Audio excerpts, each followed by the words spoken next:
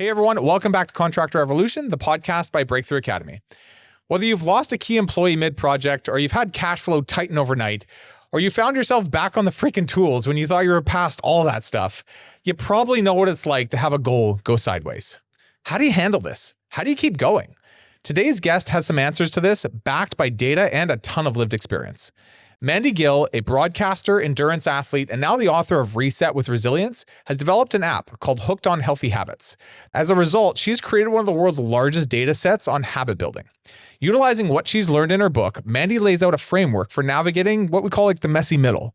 When things go sideways, distractions pile up, and self-doubt starts to creep in, or what I like to call anxiety. You're going to learn why courage beats comfort every single time, how to set goals that actually stick, and how to make sure you show up when things really get tough. So let's get into it. You're watching Contractor Evolution, the podcast by Breakthrough Academy, where we systemize contracting businesses for growth. Keep watching to learn how the world's top contractors scale their companies, build killer teams, and make more while working less. Mandy, thanks for joining us. Welcome to the show. Thank you very much for having me. I'm stoked to talk to you. You have done a lot, and we're going to get into just managing emotions, setting goals, going after big targets. You yourself, you summited the Himalayan peaks. You ran a 100K ultra, which it sounded like it was in the desert. Was that true? That was insane. Some of them have been in very various places. You're a broadcaster. You're big on the, I guess, whatever you want to call it, the scene of British Columbia. A lot of people know your name. And then you ended up writing a book, Reset with Resilience, which I think our show producer, even I, after I'd read it, spoke to a lot of us. And I thought it was a really important topic for all of our contractors to listen to. But before we get into that, can you just give us a bit of a highlight reel? Like, what have you been up to? What's led you to writing this book? And yeah, what are you trying to achieve through it? Thanks, Danny. You know, I've always been intrigued since I've been like a child about what we can do as humans to continue pushing ourselves forward and to continue evolving and just seeing that growth, but not in a burnout type of lens, in a consistent, obviously title like Resetting with Resilience. It is consistent when we look at what allows us to achieve those next goals. And so thank you very much for that thoughtful introduction. I really, like from an athletic standpoint, as somebody who loves ultra trail marathons, 100 plus kilometers. Yes, I know the word loves is like, people are like, are you serious? And there is so much serenity out there. And that's where I find my peace. And then, you know, going and climbing Himalayan peaks in Nepal, one of the world's most toughest peaks, Ama Dablam was my most recent.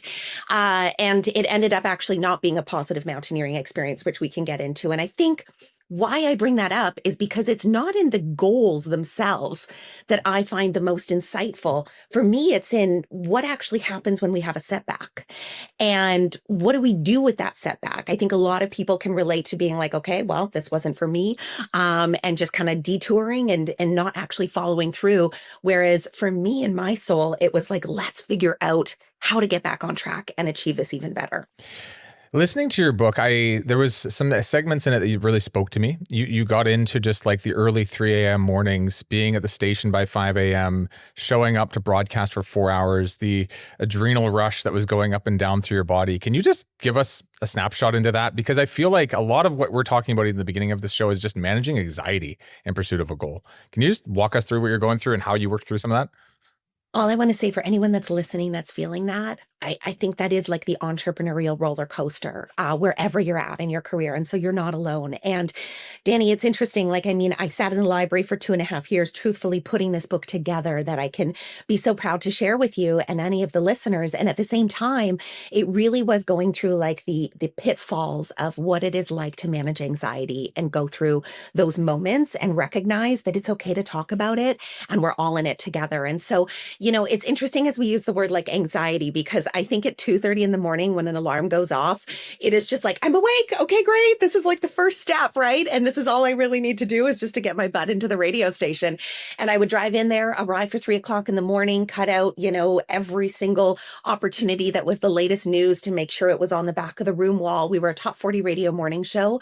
So even if we were talking about, you know, the latest Lady Gaga story or whatever it might be in celebrity world, we were making sure that the listeners were waking up 3 million million on average every morning is what our minds told us. And it's like, it didn't matter what was going on in my life. The moment that I walked through that door into the studio, I called it the doorway effect, because it could be, troubles at home that I was feeling. I could have been feeling stress in a different, thought process for the next day. Not only was I co-host, but I was a producer. And that door, the moment that I walked through that door, I just knew what mattered, what was happening in the studio. And that's a really hard differentiation to make, because we're human, right? And we carry things with us wherever we go. But I found that mindset very much so allowed me to like fully focus in and fully be present. And with how many distractions we have in today's day and age, that's a hard thing to do. But it helped me get through it. The reason I ask this is I spent a lot of years coaching franchises, and I used to hire them. So I used to interview them on the ability to do certain things within, selling, with their ability to set goals, all this stuff. The number one trait that I found made or break somebody's success in a year was their ability to handle stress in pursuit of a goal. We called it fundamental, was the actual term we called it when we would interview for it. But it was so fascinating, because I'd be like, you could be the smartest son of a ever, but if you don't have the ability to do what you just spoke to, like, you're not going to get through this. You shouldn't be in business, if we're very honest. And I'm just curious, like, what is it that causes some people to kind of get through this? Some people burn right out along the way. Like, how do you move through this? And what is it inside of people that causes this? Yeah, it's interesting, because just what you explained right there, I feel like is high performance, right? Sometimes we actually don't think of that, because automatically we can get set back in stress mode and in burnout. But really, at the end of the day, it's about managing stress and those types of emotions and the thoughts. I am a very firm believer it has nothing to do with genetics. Like, we are not born resilient. We are not born, without burnout, of course. But it's something that is a learned behavior. And it's truly not going full throttle in the beginning of every single moment to be like, I got to do this, I got to do this, I got to do this. It's going in stages, and it's having that setup and that support system. And truthfully, like a system you are creating for yourself. Yes, it is your own responsibility when you get started, but it's your own responsibility to also recognize, when burnout is something that you're beginning to flirt with. And so when you were hiring for that question, I also think to myself, like, I just love to know some people's answers, because when I was starting off as an entrepreneur over, 15 almost years ago, I was like, I'll do anything. What do you need? All of those things. And like, we have to learn how to say no, or else we're going to end up exactly as you explained, burnt out. The younger me would always say, put on my boots, let's go, right? Put on my big boy pants, let's go. And I would just do anything and everything until the bags in my eyes are down to here. And I just was like, I guess I made it, but it didn't feel very good. And I feel like as I'm getting into my 30s, hopefully 40s soon here, I'm like, there's a different way to approach this. Can you just articulate that a little more? Like, how do you approach this so it's not all in or nothing? I saw a guy on Facebook the other day. He's like in the hospital with bruises on his face. He got in some kind of car accident. He's like, I'm still working. And half the group is like cheering him on. And the other half is like, dude, take a rest. How do you navigate some of these moments when you're at max stress and you're not giving up, but you're also not just like hard charging and ignoring every signal in your body? Yeah, I think it's interesting. That's a good explanation. I think it's being able to take a pause and recognize where you are in that process. Like, deep in your gut, we all know when it's like, okay, I'm doing way too much. I feel way too stressed. The way I'm reacting towards my employees, my family, all of those types of things. I'm not eating. Like, we know what that feels like, right? And so it's the ability to take the pause in those moments. And I use the term like reset and recover. So recognize, like, yes, we might have this huge goal to build a business, and I so genuinely believe in people's ability to do that. But where my concern comes in is when there's not a proper system set up to hold you accountable to what that process actually looks like. And so that's actually different for every single one of us, because each of us has different, abilities in the way that we show up and the way that we respond to certain things. But not burning yourself out comes right down to recognizing, like, you need to take those moments to pause, to reflect, to reset. Again, reset with resilience is exactly what I went with, because we have that permission to reset every single one of those moments. But oftentimes, if somebody comes to the point where they're like, I'm absolutely burnt out, it's like, okay, well, this wasn't for me. I just got back from a 4-day men's retreat in Washington, and it was so the right thing to do because we have just been going, especially with the relaunch of me starting the show and all the things going on in our business right now. And I'm just like, I need to be going 12 to 14 hours a day sometimes. And I've put this in place to stop me because I knew I wasn't going to do it on my own. And I had this accountability of like, I've paid for this thing. I need to be there. I need some prep. I need to get there. And I walked out of it 4 days later feeling like I'd had just like this like bath where like all stress and all anxiety and all things just washed away. And it wasn't easy to take away, but it was the impact will be like amplified over the next 2 months, 3 months as a result. And I encourage anyone listening, like, I get it. We all go through this stuff. And sometimes our reaction is to actually grip harder and go faster. And it's just like, you actually need to do the opposite. You need to let go and have some grace and peace for yourself to reflect. And Danny, I don't think you could have provided a better example, to be honest. And that's where like, I know I'm the podcast guest, but don't mind as I like jump into broadcast mode and interview you on that, because what my question is yes, you have the accountability, obviously, of paying, signing up. People knew that you were accountable to go. But what was it like the couple days leading up? Like, were you realizing like either A, I've got to delegate and I have to have people to support me, or B, I'm going to try to get everything done. But then those 4 days don't necessarily feel as relaxed because you've gone full throttle to get everything done in advance. There's a process of letting go, of being able to accept that like I'm only going to be able to do as much as I can do and I can't move mountains. And so there's some things that are of high importance that do need to be on the top of the priority list. And there's other things that are just nice to do's that people would like to get things done by me. And I just have to put on the priority list, top to bottom, and then to do as many as I can. And when I'm done, I'm done. And it's amazing too, how many things get done for you when you just don't do them. I hate to say it, but like, especially the lower priority things, there's like questions certain people have, there's slides somebody wanted me to draw up. And all I had to say was, hey, I'm going to be gone for 4 days. So just let me know if you can take care of it or not. And most of that stuff got done while I was gone. Most of those questions got answered. Now there was high priority stuff. I got those things done, but I prioritized and I let rest be. I only have so much time in a day. So that is so, I love that you're able to share that with listeners, because when we think of high performance, we do have to realize that we are not meant to do those smaller tasks on a daily basis. We have to prioritize what is most important and get that done first and foremost. And then oftentimes those little things that actually feel really big, they're not as important, but they can feel very overwhelming. Yeah, and we like to get them done because they're quicker and they give us a little hit of like, we got it done, we get to check, but it's like, didn't really move the needle. So it's tough doing. I am guilty. I will be the first to admit it. And it takes a lot of discipline to be like, no, that's actually not the task today. But you have to have that conversation with yourself. Totally. So let's get into this. You already alluded to this. You wrote a book. It's called Reset with Resilience. Can you just talk through the concept of why that book is titled the way it is? What is this concept of resetting with resilience? Yeah, the subtitle of the book is A Guide to Greatness When Your Goals Go Sideways. And I think that's really the best way to dive into it, is just saying that I can't think of any other individual that I have ever had a conversation with on this planet that has never said to me, I had a goal and it went sideways, and it's inevitable. It's engraved in us. We want to achieve things, but sometimes, and most times, those goals are going to go sideways. And so where the term reset with resilience came from is I knew it actually was when I had come back with my husband from Nepal, doing one of our climbs out there, gone and summited Labuche, which was 6,200 meters above sea level, and headed over from there to go do Ama Dablam. And I remember we can get into it if there's any interest, but having acute mountain sickness and having to descend down from the mountain that we had gone to climb, 6,800 meters, my husband continued.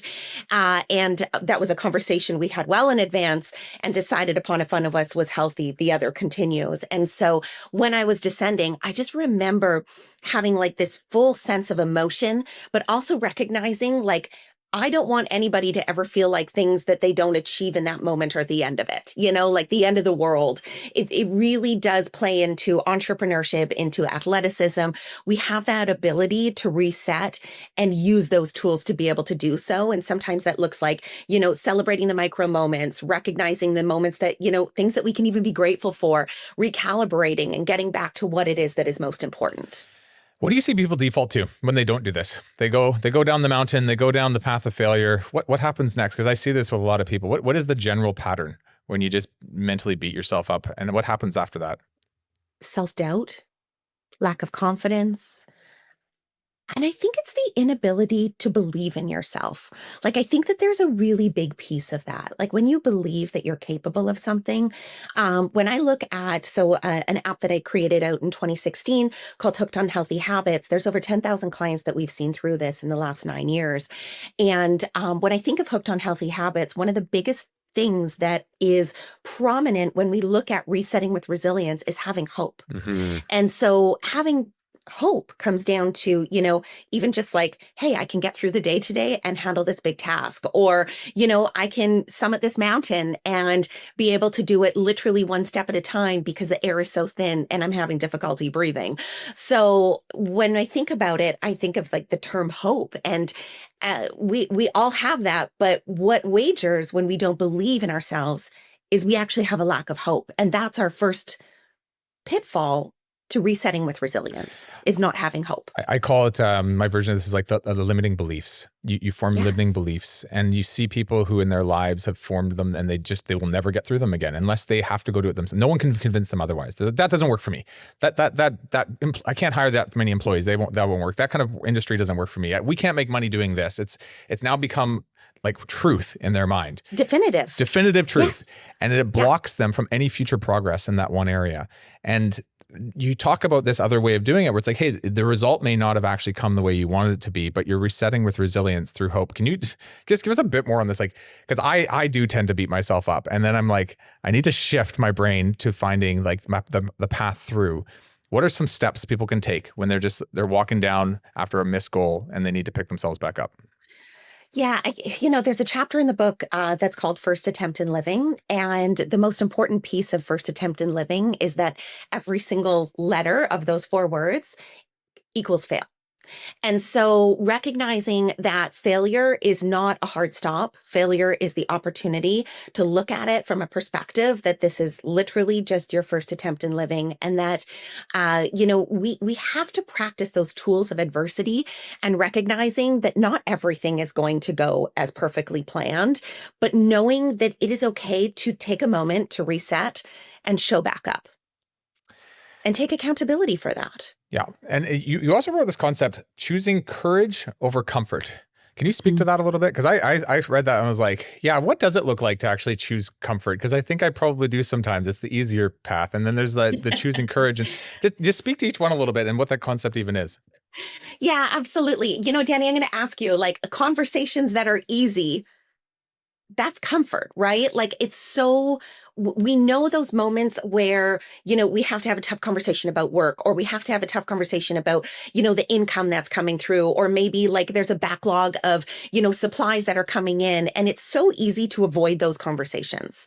I will say that I catch myself in those moments where I'm like, I can wait till tomorrow. And I'm like, no, don't wait till tomorrow. Like, that is just comfort. Like, have the courage to ask the question, because oftentimes it's like, it is actually kind of like you talked about your priority list. Like, have the courage to reach out to those people when you have those low priority items and say to them, hey, I'm going to be gone for 4 days. Does this need to get done? If so, can someone else, execute this? Like, have the courage to have those conversations, because again, if we don't, it's just comfortable.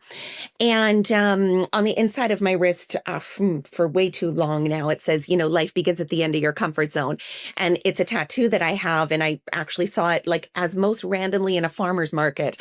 And I was like, this is a roadmap for my life. And I know that life begins at the end of my comfort zone. So just kind of like that acronym of saying, like, fail, first attempt in living, we have to be willing to step past what is most comfortable, which usually what lives in the middle of courage and comfort, which we've done years and years of studies on through Hooked on Healthy Habits app, is fear. Right. And it's just the fear of moving that dial either towards comfort or either towards courage. I find it's like, and this isn't just me, there's people I work with, but like when you're high stress, you're low in intelligence, you're making snap decisions, you're avoiding conflict like the plague, and that adds to the stress. And you're sitting there, and I don't know if everybody remembers this, but when I was younger, I used to sit there at midday, max stress. Customers are calling me, but the paint projects I'm doing are going awry, profits down, and I'm watching Maury. I'm just like, I need I to wasn't pick up ready the for that. phone. I know. But I was like, I need to pick up the phone and do all this stuff. And I'm like, but I don't want to. And it's adding. And it's the ability to just say, I'm going to get up and I'm going to walk out this door. I'm going to get in the truck and I'm going to walk towards the issue. And it's like, I had to convince myself to get up first. Then I had to convince myself to sit in the truck. Then I had to convince myself to get to the job site. And by the time I'm having the conversation, things start to actually feel better because I'm finally dealing with the issue versus just watching Maury. But Well, and interestingly, I was going to say where we can tell that dial is between comfort and courage is using the gauge, like, do you feel alive? right. And with your example, Danny, of going and doing the golf trip for 4 days, that obviously comfort would have been just like staying in the routine of work and doing those 4 days of work. It took courage without question to like say, I need 4 days away to reset. But right what you just explained to me when we had that, talk about that experience is you were like, I feel like I had a bath. Like I literally came back fully refreshed. And I think what we can lean into is knowing like those moments where you choose courage, like we actually like in our gut, in our soul, we like feel more alive, right? And I don't know how else to explain it than to say like it's a feeling. And yes, we can't overthink the steps to get there, just like you explained. Get out of the house first, get into the truck, arrive to the site. If you tell yourself that whole sequence before getting in to the truck or even putting your clothes on to go to work, you're in a battle, right? And so it's just that one step at a time process. Got it. Okay. Let's get into some of the goal setting stuff. So you in your book, you also have a section on just like goal setting tips and how to make sure you're actually tracking towards progress, towards a bigger idea. And there's different principles you have in here. And I picked a few of them that I thought would be good to go over. So let's just start with this first one. Proper planning beats poor performance. Mm-hmm.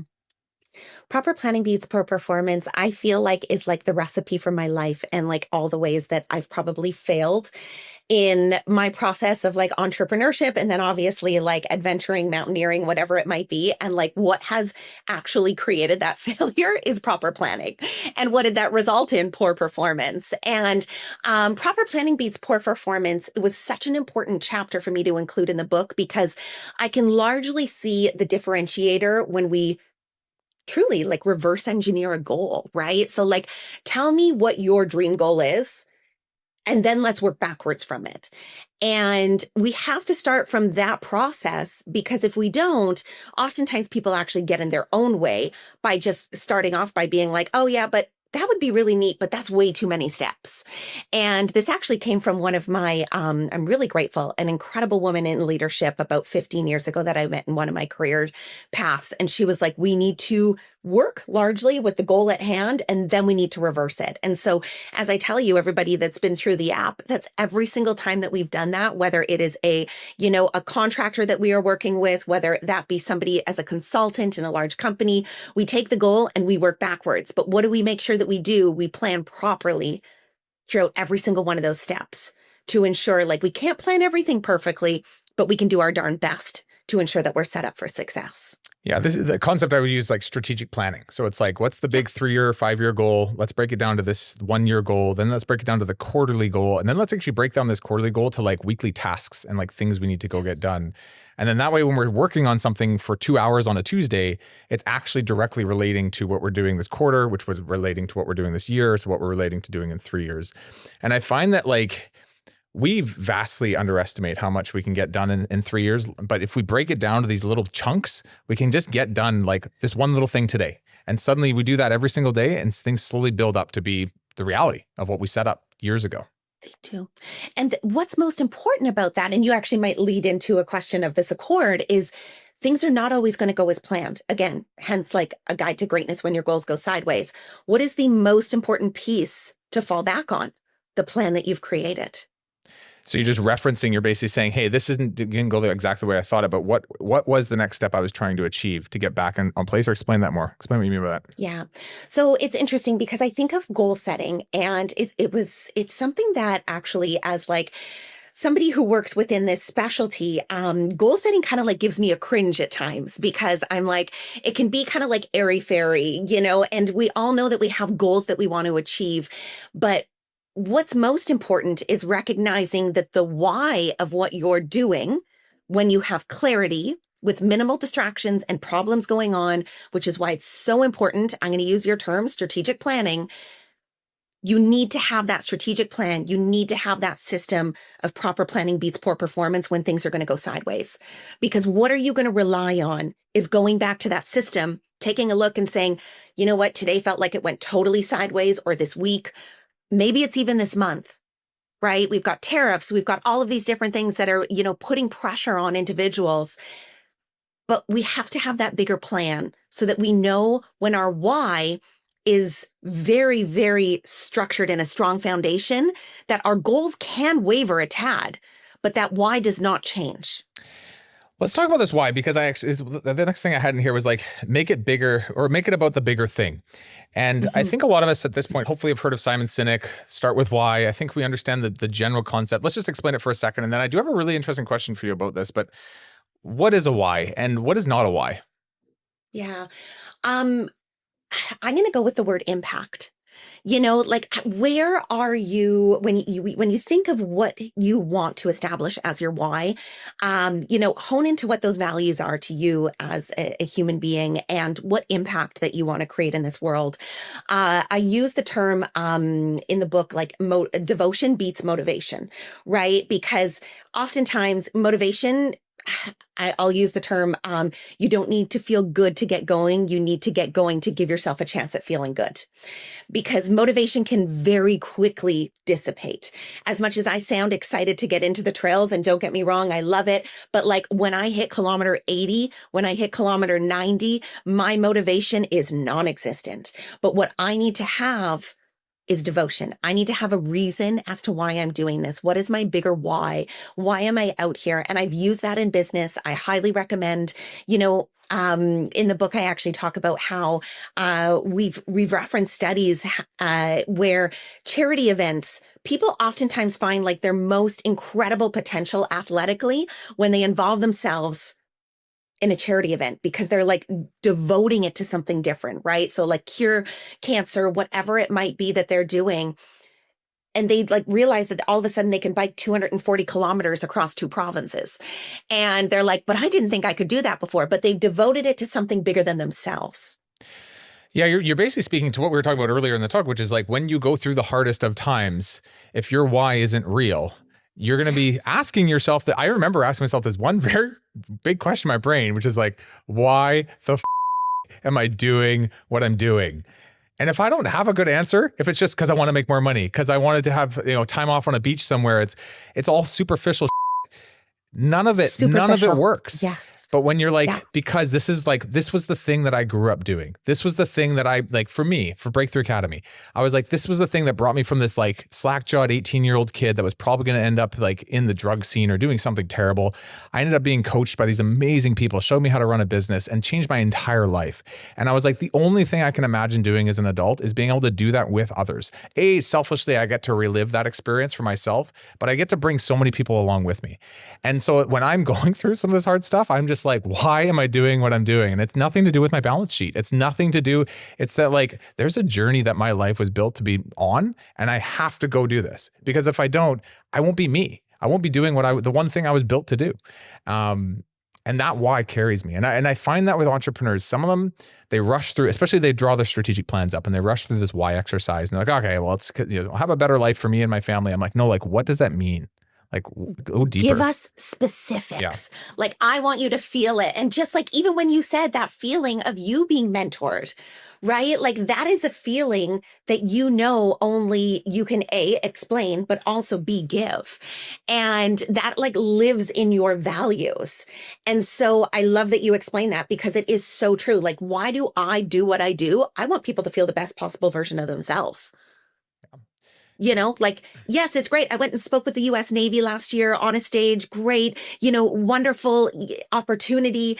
You get all these incredible things, and it's a huge highlight in my career without question. And I use that as an example because it was a fabulous paying event. But at the end of the day, like, I just want every single one of those individuals in that audience to feel like they are capable of taking one step forward towards a huge challenge that has been standing in their way, that they're like, I don't think I can do that. And I'm like, let me show you how. It's often we do unto others as things that have been impacting us in our earlier lives. Is there any like just specific reason for that? When you look back at your whole life, what's led you to the path you're on today?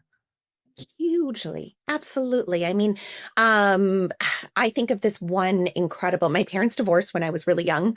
I was 5, my sister was 3, and we've got a wonderful family dynamic, stepmom, stepdad, dad, mom. We all do Christmases together with all of our big families and everything. And they put me through a program to like speak to somebody, even regardless of like, the young age that I was at. And I remember this one therapist noticed that I was like withholding.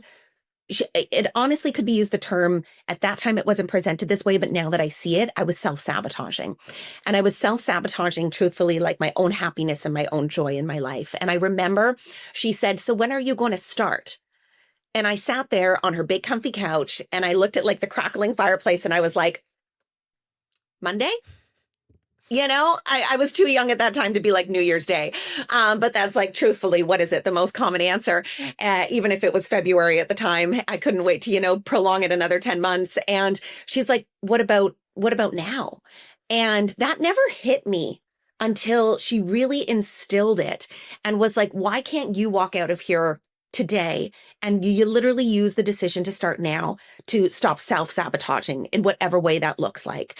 And it's something that I've carried on through my entire life because it's so easy. I mean, I work with clients all the time where it's like, okay, so when are you going to start? And I just like throw that question out there and they're like, Monday.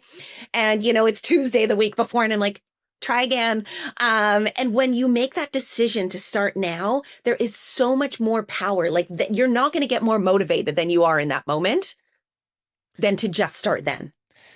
It sounds like there's a lot of people that have built into you over the years and you push yourself beyond your boundaries. And now you're like, I just want to do this with other people now. I just want to show people the way. Gosh. And it probably still pushes you to do this, I would imagine. Oh, I am out running with either my husband or my girlfriends at 5:30, 6 a.m. latest every morning in the trails, Monday to Friday. We have dogs that love to run, thank goodness. And my reason largely for being able to have that is accountability to show up to others, right? And it's like, do I want to arrive? Half the time my teeth aren't brushed. I haven't had a cup of coffee. I'm not the best version of myself, but it's like I'm showing up because I value those relationships, because I value what it feels like to feel afterwards and to be fresh for the rest of the day. And I'm not saying you need to do that for yourself because some people will say, either A, they don't have the time or B, they're evening people, but like whatever it is that feeds your soul, make that choice for yourself and do not like put it in your calendar. Don't let that time get touched.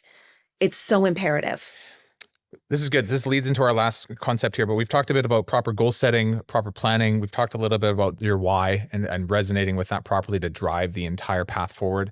And then this last piece, you wrote the concept, teamwork makes the dream work. It's about accountability, but can you just expand on this a bit more? And what's important about it? Where can you get this wrong even a little bit with who you pick to have your accountability team? Like, can we speak to this a bit?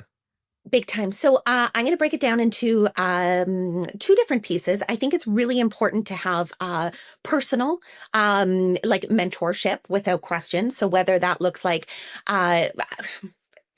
it's interesting. I'm actually going to break it down in 3 ways. I think like friends, family, whatever it might be that are close to you, you've got those people that can hold you accountable, that you can come to, give them a goal of yours, share with them like, hey, you know what? Don't let me not do this within 1 year, right? Like that you can go to and you can have those conversations with. But I also think it's really important to have like that from a personal and professional standpoint. And I think that's where we oftentimes like we can choose the wrong individuals. And maybe it's like we don't lean into the professional help as well. We need to have those people that hold us accountable. And sometimes, and Danny, I think what's really important to mention is our careers evolve, right? Like who is your accountability professionally that might be with you for X amount of years? It's okay to recognize that relationship is going to evolve. That relationship's going to change, and to actually hold yourself accountable to recognizing when it might not be working anymore. What does that look like? What are some signs when like your accountability process or partner, whoever you've chosen, it's not quite working? Because I'll say this, I've had this and it didn't quite work and I didn't want to recognize it because I kind of liked that I wasn't being actually held accountable anymore. So is there just... Can we just go back to the talk about comfort and courage? Sure. Like literally all that was, and I'm sure it wasn't cheap, but like you were literally, investing in somebody to allow you to stay comfortable. Yeah. Yeah, it got easier over time and I was able to work around what they were expecting of me and they stopped asking because I was just basically trying to get away with murder and I was just kind of, but I was paying for it. It was like the weirdest thing. Just for those listening, like how do we recognize this? And how do we put this out in front of those listening where it's like, hey, look, here's what good accountability looks like. Here's when you probably need to make a bit of a shift. Yeah, good accountability is you've got the communication of what is happening in your plan. Proper planning beats poor performance, and what that system actually looks like. And that individual is holding you accountable to those dates. With regards, it's interesting, Danny, because the book that I'm so proud of, Reset with Resilience, I had to have accountability for that. I had to have the accountability of handing something in to the publisher every 3 weeks, whether it be a new chapter, whether it be, a type of diagram or a research study that I was putting together. I had to have that accountability. I definitely pushed the needle a couple of times where I was like, hey, we're at a race in Vegas. So sorry, Wi-Fi's not working. And it's like, no, okay, let's be honest. Like you have to get that stuff done, and I just remember like having that moment where I was like, oh, I could probably push this a little bit. But like, I knew in that moment, that's not why I was paying the amount of money to write a book that I was writing. Nor did you know that feeling, or did you knew that feeling was not right when you were paying that person to coach you when it was just becoming comfortable. Yeah, it's a maturity thing. I guess it's like knowing that you could make the excuse and then choosing not to. And if you choose too many times in a row, it's like, I could make this excuse and I keep choosing to do that. It's like, this probably isn't working anymore. And it might even be more of a you thing than a them thing, but you're starting to disengage from that level of accountability. Yeah. And it's like a muscle, right? Yeah. Like if we give it energy, if we let it grow, it grows. And choosing accountability is extremely important. And I think there's so much more that we can dive into on that. But I really do just want to say, like, lean into the people that challenge you, right? Because that's what creates change. Yeah. You don't always need to love them, but they're going to do the right thing for you. Mm-hmm. My business partner's like this. I don't think a lot of people love me that I work with all the time. But that's because they do love me afterwards, That's another interesting just trait is when whoever's holding you accountable is more worried about you liking them than they are worried about you achieving your goals. Oh. Yeah. Yeah. We don't have time for that. Yeah. No. Let's get into this last section, which is also in your book, which you talk about building healthy habits. And as I was listening to this, I was just thinking about all the contractors and myself included. It's like, we're not doing our exercise routine in the morning. Someone's probably right now while they're listening to this, driving through a drive-through or looking at a McDonald's bag sitting on the side of their seat. Like, yeah. Yes, you're not alone. Yeah. What is the common mindset shift that people need in order to go from like wanting to make change to actually doing this change? Because I feel like, especially January, everyone sets these goals in January and they all fade off. How do you work people through this? Because wanting is one thing. Be honest. Start before you're ready. Explain what you mean by that. You are sitting in the car right now. You have got the McDonald's bag beside you. It's like, okay, I'm going to start this tomorrow. No, it's start before you're ready, right? Like going back to that, like start now. Your body, we only get one. We are responsible for making sure, and I am a very firm believer that what we put into our body is the fuel that allows us to literally think, operate, do everything that we do at our core. And so, clarity in my world, I always think creates action, right? So like just having that sense of clarity and starting before you're ready, because we can't wait on motivation. And when I think about healthy habits, it's not introducing them all at once. It's saying, you know what? I haven't gone to the gym in 2 years because all I've done is build this business, but I want to go to the gym 3 days a week. And when you think of it like this, that's 3 hours. That's only 3 hours out of your entire week. If you go for 1 hour, if you go for half an hour, it's even less, but we have to break it down to recognize like at the end of the day, we all need to squat down to go to the bathroom. We need to have these muscles that work for us. We need to deadlift grocery bags. Like these tools that we create in ourselves are so important, not just for the moment when things feel extremely stressful, but like for our mental health and our physical health for way later in our lives than we give ourselves credit to even think about. There was a speaker somewhere, I can't remember where I got this from, but it was like starting small. It was kind of, and so this concept of like start now, actually, I fully agree because you're always going to want to put it off. But then I was like, oh, you know what? I could do 15-minute workouts. I could just do a 15-minute sit up, push up thing on the carpet in my living room. I don't even have to go to the gym. Let me just start small. And it was like, it got me moving again. It got me like doing the things that I've been avoiding. And you can always work that up to 20 minutes and half an hour. And I think it was at our conference, but like he was even saying like, even if it's a 1-minute thing, just like start 1 now. minute. And it's Yeah. 1 minute, go.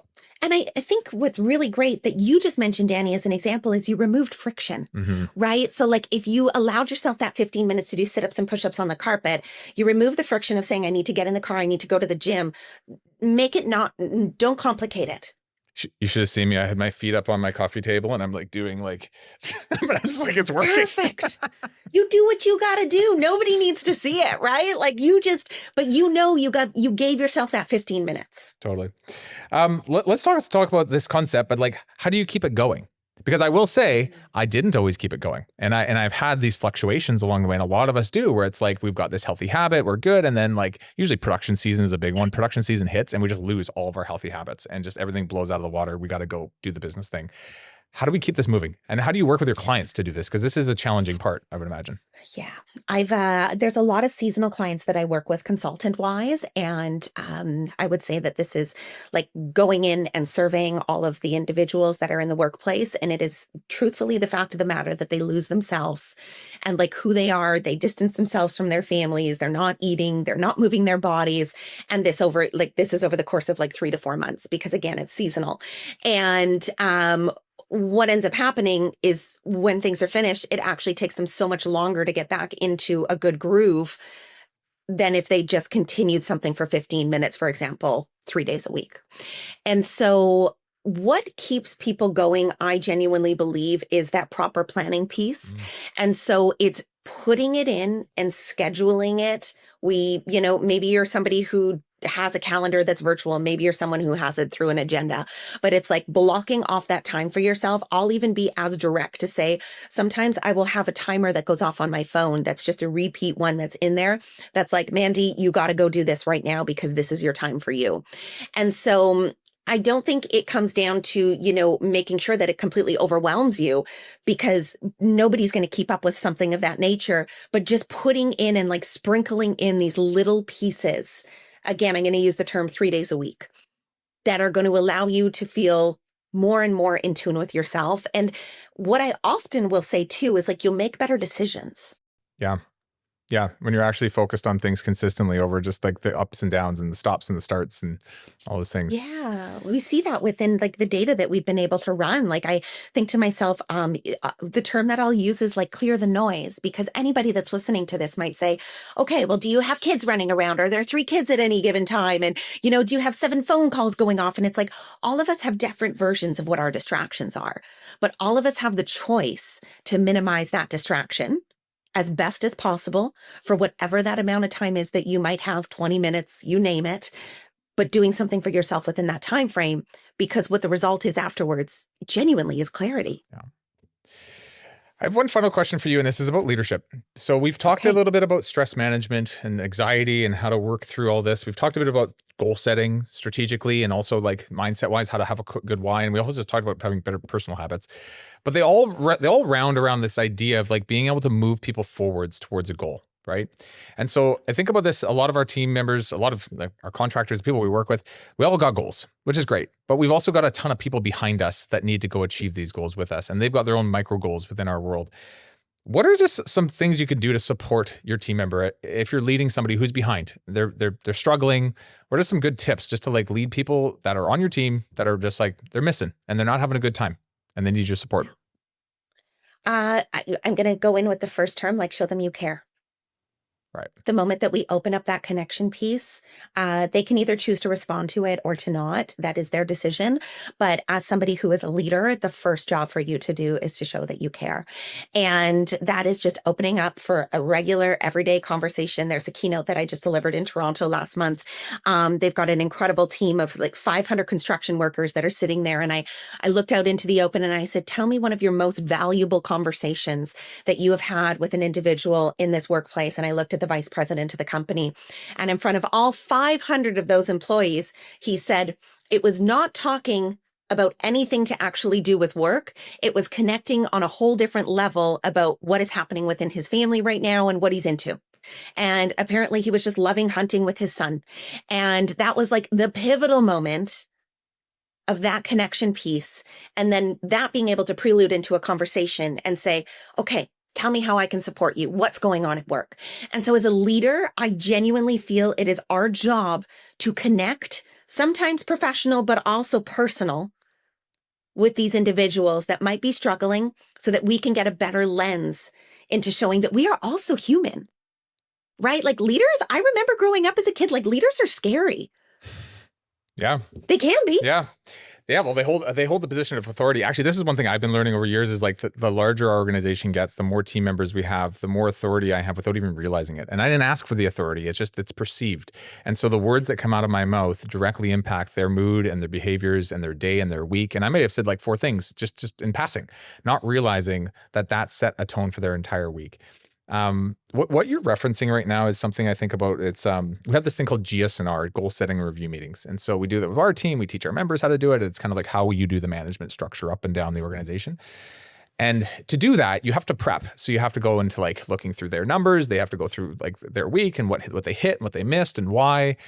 And it's really easy to just get into the problem solving mode of all of that. Okay, we're behind on the goal. We need to get 2 more leads. Here's what you need to do. And you're kind of ready for that conversation. And what you're saying is like, actually like delete all of those things you just prepped and just go in and find out how they're doing and what's going on with their personal life, with their professional life, how they're feeling. Start there, and then you can grow out of that. Is that kind of what you're referencing? That is spot on. And as a leader, it is our job to be able to see those moments actually of opportunity, because we do want to go in and we want to fix things. We're great problem solvers. We, see numbers and we're like, okay, let me try to fix this for you.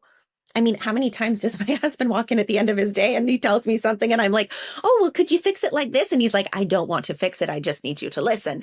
And, it's, it really just comes down to like being able sometimes to like see through the actual words coming out and to know that we've got something greater here. And we have to like see through those cracks as leaders. And we have to be able to recognize that like they need to see us as human as much as we do them. Yeah. And as much as like a professional position is what created this opportunity for that connection, we have to be able to meet on both playing fields. And I think where that answers the end of your question, truthfully, is you'll never know what actually is going to come out from what that personal conversation might bring, just like that connection piece of showing you care. Yeah, I find if you just stay transactional, that's what you get back is transactional relationships. And those eventually die out over time. And then people turn over and things just move on. And you never really see the full potential in people until you reach in and actually find them. It's a mirror, for sure. Yeah. Mandy, this was great. Is there anything else? Any other just final thoughts or words of advice for all our listeners who are all running around? We're doing our best to kind of keep our businesses alive. We're going through the ups and downs. Some of us are at the highest of highs. Some of us are at the lowest of lows. And some of us are just trying to have a normal day. Any other thoughts or advice for us?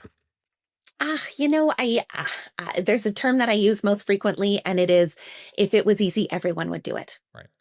And so just knowing deep down, like acknowledging that the process is not easy. Every single moment is not going to be easy, but like having the courage to show up, to do the proper thing, to recognize that like that's where growth lives is just in those baby steps, one step at a time. And just believing in your ability. And again, kind of like referencing back to what do we see as one of the biggest drivers of resetting with resilience is hope. And just believing that you are on that right path to making a stronger impact. And whatever that value system is to you, you have that control. And so just keep showing up. It's amazing. And maybe you've seen this in your own life. It seems like things take so long to get done and you miss goals and you're off track and you're beating yourself up.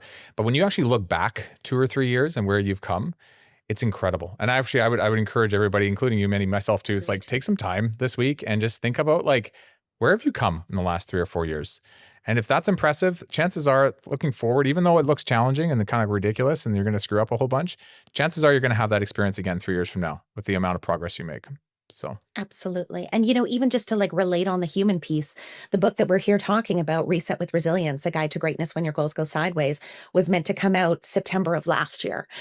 It came out January 7th of this year, 2025. But in September of 2024, I cannot even begin to tell you the professional help that I instilled to stop beating myself up, that I did not make my deadline to have it released last September. right. And how much did it end up mattering? It could not have had a bigger impact across Canada and all into the States than it could have possible, because obviously the election things had happened, all of these types of pieces, something I could never have dreamed up, Danny. And yet at the same time, sometimes it's just about trusting that process and having hope. And the impact that it has never would have had the impact that it did in September. Life has a way of kind of working itself out. Even when you make all these plans, the world kind of kicks you and you're like, why are we doing this? And then 4 years later, you're like, well, that made a lot more sense than what I was thinking. So like stick to that why, right? Remember what's important. Yeah. So good, Mandy. Where can people reach out to you? How do they get your book if they want to read it? How do people follow up? Absolutely. So, I mean, books available everywhere you buy books as well, like Amazon, Barnes and Noble, Indigo, Chapters, you name it. The Audible version is also available. And mandygill.com is my website. You can reach out any questions that you have. I feel like I've heard everything. So please don't feel unfamiliar to come and, you know, say like, I'm struggling in this area. Can we just chat about it, or give me a one-liner of something I need to know? Mandygill.com is where you can reach out to me for everything speaking engagement wise. There's podcasts on there that you can find in Apple, you name it. And yeah, any way that I can be of support, I'm here. Thank you, Mandy. A lot of good things we went over today. So appreciate your time on this. Thanks. Okay. Have a good one. I'll talk to you later. Thanks so much for watching. If you thought today's episode was awesome, it probably means you should subscribe. You're going to get more Contractor Evolution episodes in your feed, and I'll see you next week.